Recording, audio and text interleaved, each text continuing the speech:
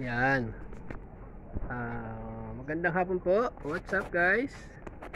Mayroon po akong i-share po sa inyo ngayon na isang magandang balita dito po sa aming mga alaga na manok.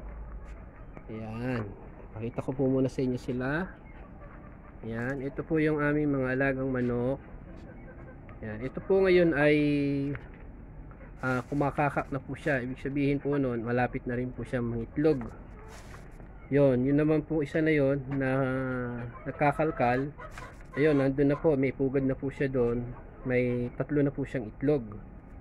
Bali, ang tatay po noon, kung sakasakali ay ito, ayan. Si Budong, ayan. Yung pangalan po ng manok namin na yan ay si Budong dahil malaki po siyang manok. Ang timbang po niya ay nag-around 3.5 kilo na po siya ngayon, or nasa 4 kilos na po siya. Yan. At isang magandang hapon po sa inyong lahat. Ang isi-share ko po sa inyo ay yun nga po. At ito yung lahi po niyan ni Budong. Ito, ayan, ito na po yung bali, ito po yung mga anak niya sa una. Ayan.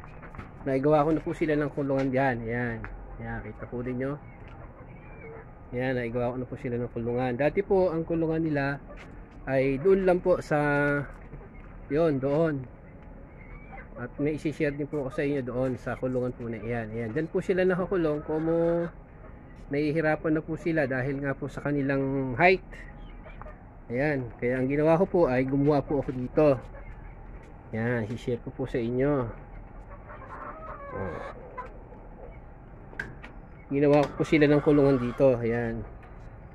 Sila po ay dalawang magkapatid. Ayan po silang dalawang magkapatid. Ayan. Kita po ninyo. Gaano po sila kalalaki. Ayan. Yan po ay mga nasa 6 months pa lang po siguro to. Ano mami? Mga 6 months na ano? Ayan. Mga 6 months na po siya. Ayan. Hindi pa po namin sila na-try itimbang kung ilang kilo na po siya. Pero yan po ay ayon po doon sa kinuna namin ay isang babae at isang lalaki. Yung lalaki ay ito pong medyo maitim, at yung babae ay yun naman po isa na yun na nasa gilid ng pader.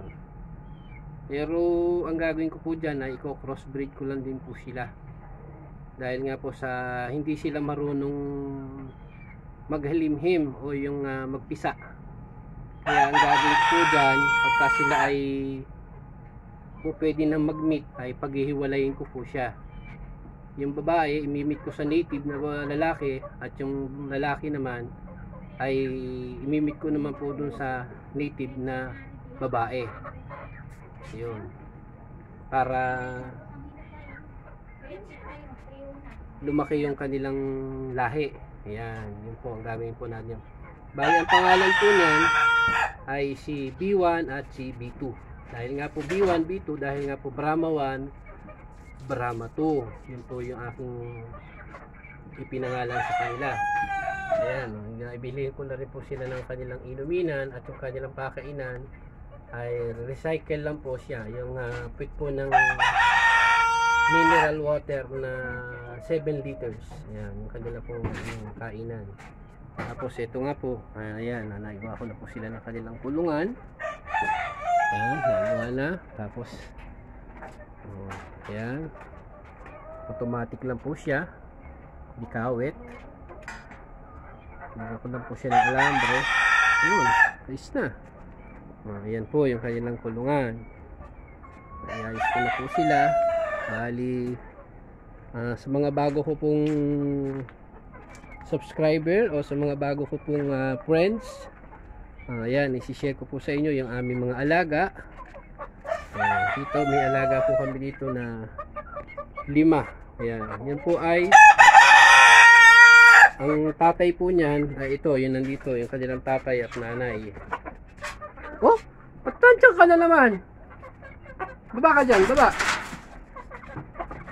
Mapapalo ka, sige, baba. Baba dyan, baba. Tataihan mo na naman yan.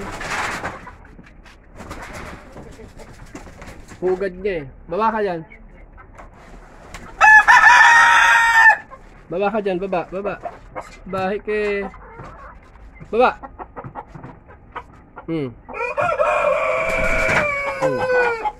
Salbahe ke. Doon. Oh, sumasampa ka dun eh. Papaihan mo yung pugad eh. Ayan, bali ang tatay at nanay po nito, nung 5 po na yan, ay ito, yun po, ayan, yun po tatay at nanay nila, yung 2 po na ito. Bali yun po dapat ay 7. Kaya lang, yung 2 ay hindi po nakasurvive. Yung isa naaapakan, yung isa naman po ay late na. Kaya, hindi po nakasurvive. Yan po yung nakasurvive, 5. Pero ang isi-share ko po sa inyo na isang maganda ay sandali lang.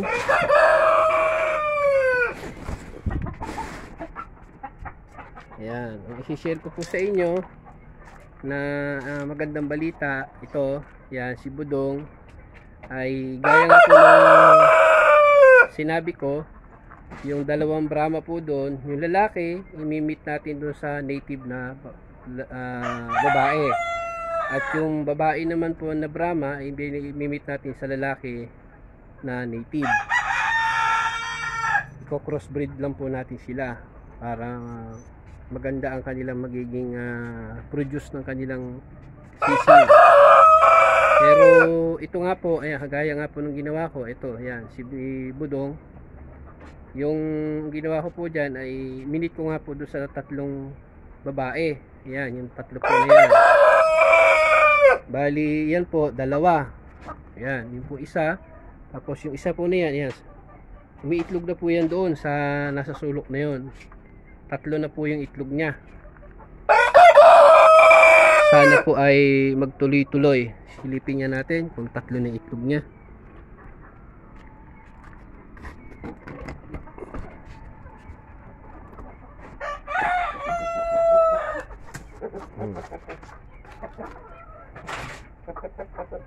Ayun na po yung itlog niya. Ayan, pupunta po siya. Ayan, yan po yung itlog niya. Yung 3 po na yun. Yan po ang tatay, si Budong. Ayan.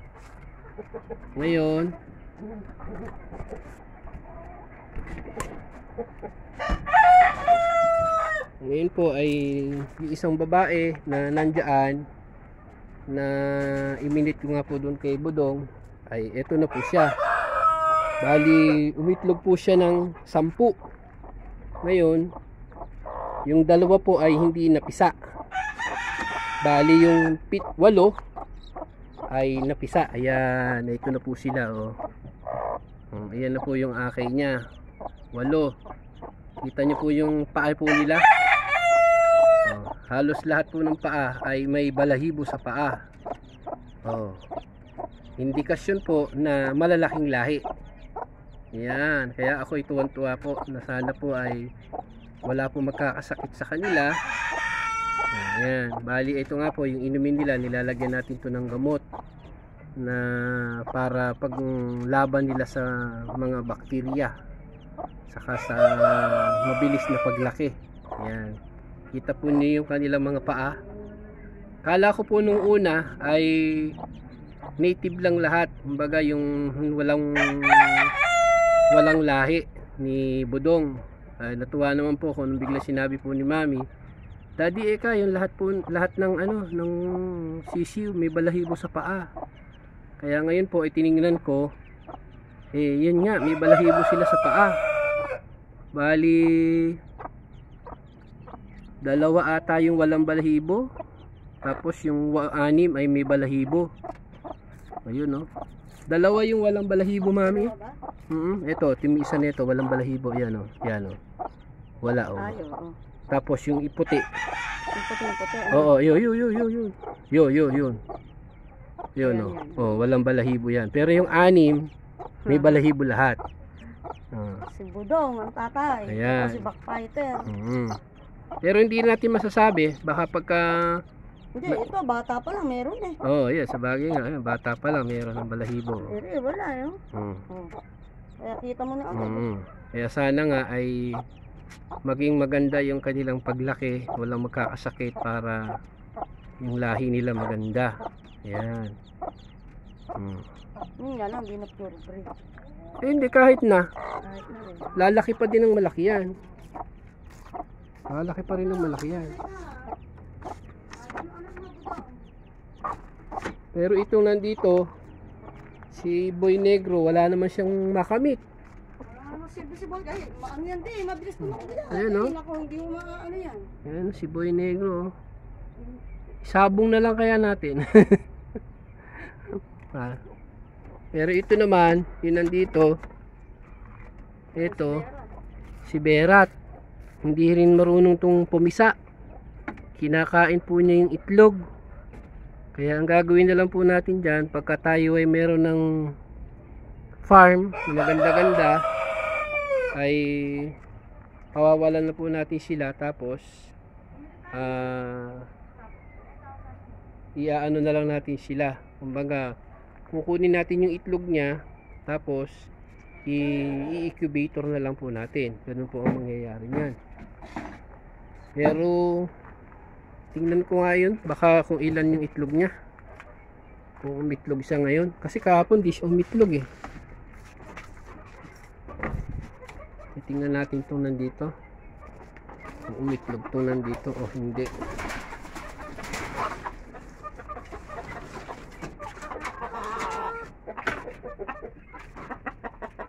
Bumaba ka dyan. Baba. Titingnan ko nga yung pugad kung umitlog. Madilim naman din, hindi ka naman makikita dyan. Oh, 5 ni itlog. Oh, umitlog na siya. Ayan po, oh. Huh? Kita niyo po ba? Hindi makita. Ayan, oh. Makikita, madilim. 5 na yung itlog niya. Very good si backfighter, ah. Oh.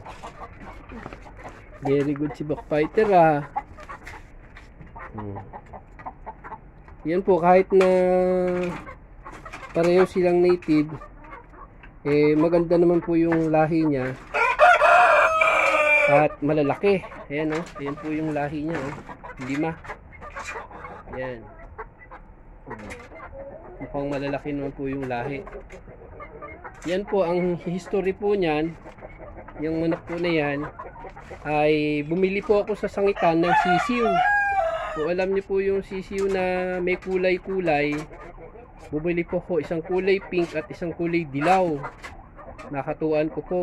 Yung kulay dilaw, eh kasama ang palad, nakakulong sila doon sa kulungan po na yun na kulay yellow. Nahulog. Dahil siyempre po sisiw medyo may kalikutan. Nahulog siya ay nadali po ng pusa. Ngayon, itong nakasurvive, itong kulay pink, yan na nga po siya. Naging kulay white naman na nang lumaki. Sabi ko ay palalakihin natin, titingnan natin kung ano magiging resulta.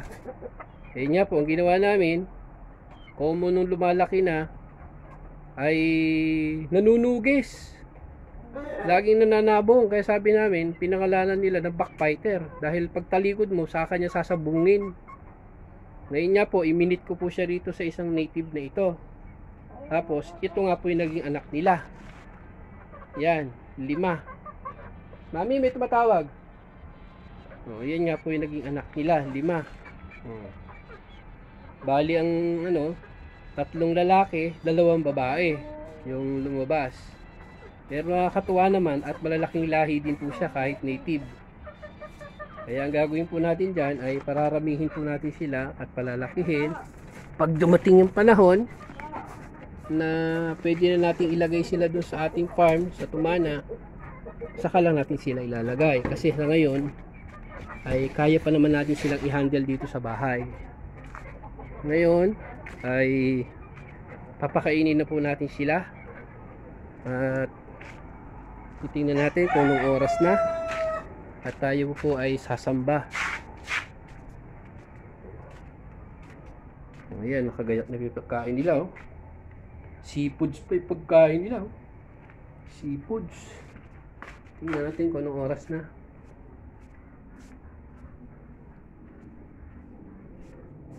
Ayun, alas 4 na. Pakainin na po natin sila. Kunin muna natin yung ating patungan. Para tayo ay makapagpakain po ng chicken. Tayo ay maliligo na at tayo po ay sasamba. Ayan, tutupad po ako ngayon dahil tupad ko po ay araw ng Sabado. Ayan, papatong natin muna dito. Ayan, tayo ay kukuha ng pampakain sa kanila. Ayan, natin dito sa ating tripod. Ayan, tutok natin kay sa dalawang B1, B2. Ayun, oh. Ayan, dyan lang po muna kayo, sandali lang.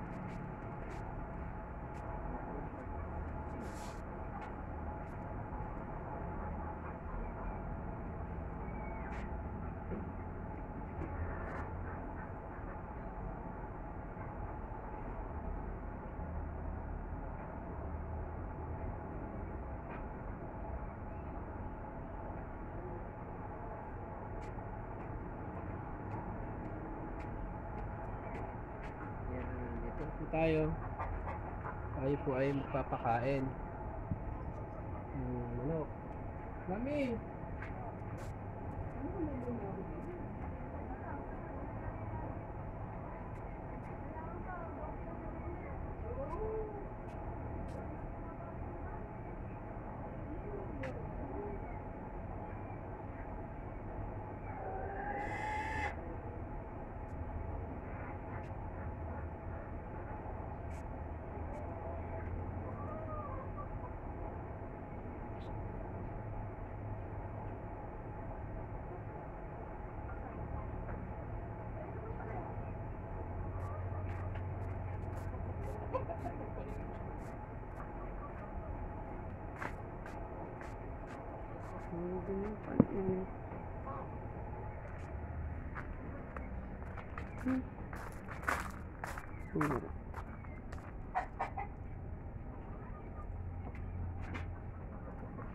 pinakakain na po natin sila. Ayan po yun, no? Sayang po yung lahi niya. Maganda pa naman yung lahi niya. Malalaki, kaya lang hindi marunong pong pumisa. Tapos nangangain pa ng itlog. Kaya tinanggal ko na lang po siya doon sa kulungan.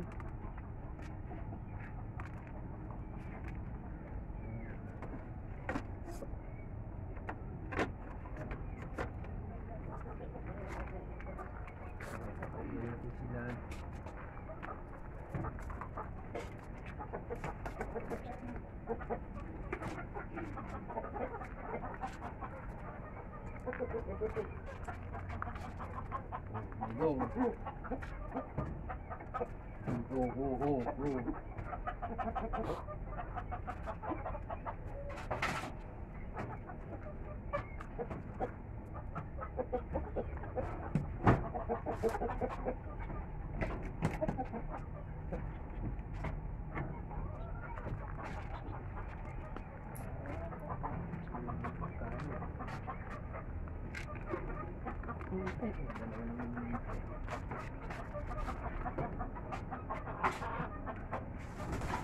Ito po, yun na naman. Ito yung mo rin kulokoy na. Wala na.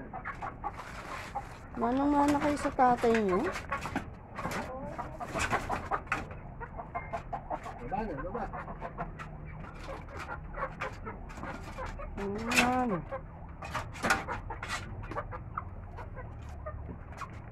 Kulang na, wala na. Wala si Diwan si dito. Nalagyan na lang ng palibago.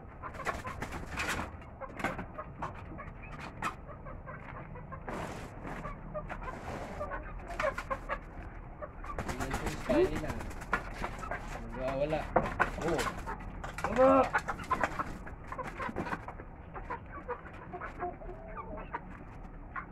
Hmm. Yun.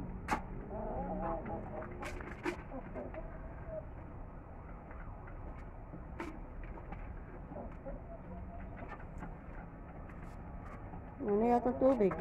Meron pa. Pagbukas na yan. Dapat ilagyan mo na bukas eh. Ba, maaga naman ako. Ko pala maiiwan. Kakalat ito.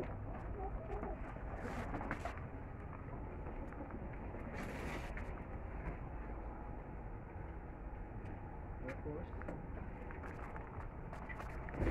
Diwan dito. Wala na. Ikukuha natin.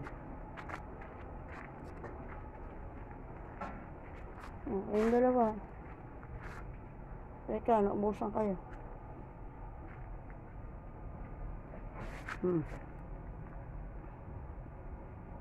Saglit. Ubos.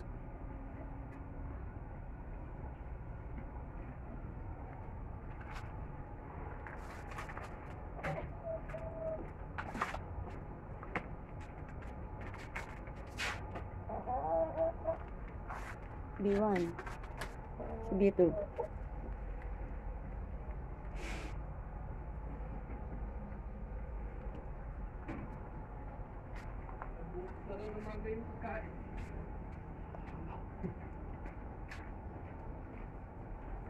Ayan na, kain na si B1 si B2.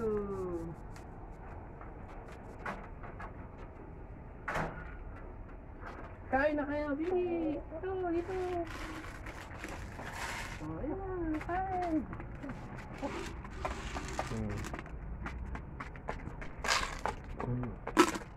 Lakas kumain.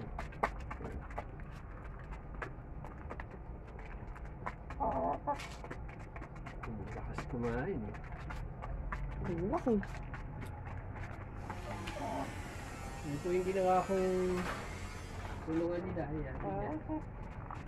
Para po kasi nakakatuka-tuka sila ng bato. Sabi sa pag-aaral naman na sa lupa. Ay, binibidyo mo, lupa ako. Sabi sa pag-aaral, kailangan din nila nakatutukan ng bato para panggiling sa matitigas na kanilang kinakain. Dahil yung mga mais, yung trigo, ay pantulong po yun sa pandurog ng kanilang pagkain. Kaya kailangan nakakakain sila ng mga bato-bato. Yung lasa po ng karne nila, magiging masarap yung kanilang lasa ng karne dahil hindi purong pigs yung kanilang kinakain.